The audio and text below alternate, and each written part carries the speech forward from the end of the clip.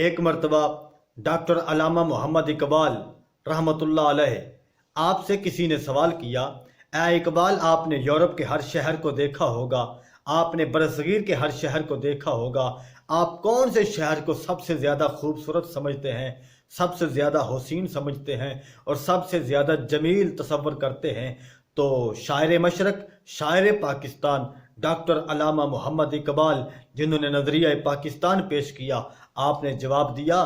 یہ ٹھیک ہے اور یہ سچ ہے کہ میں نے بڑے بڑے شہروں کا دورہ کیا، بڑے بڑے خوبصورت شہروں کو دیکھا، لیکن میری آنکھوں کو جو سب سے پیارا لگا، جو میرے دل کو سب سے اچھا لگا، وہ حجاز مقدس کا وہ شہر ہے جہاں پہ میرے نبی آخر الزماں آرام فرما رہے ہیں، اور جو میرے نبی کا شہر ہے، میرے رسول کا شہر ہے۔ میں تو اس شعر کے ذریعے آپ کو بتانا چاہتا ہوں کہ خیرہ نہ کر سکا مجھے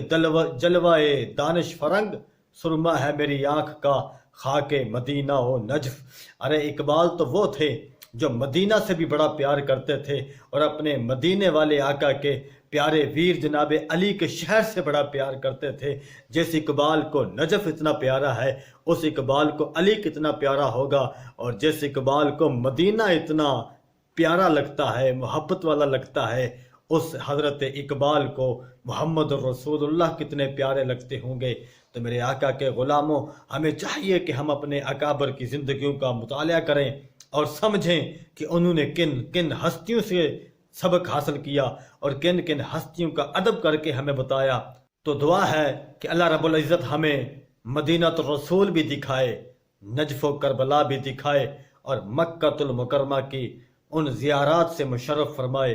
جس جس جگہ پہ میرے سرکار کے قدم لگے ہیں۔ وآخر دعوانا ان الحمدللہ رب العالمین۔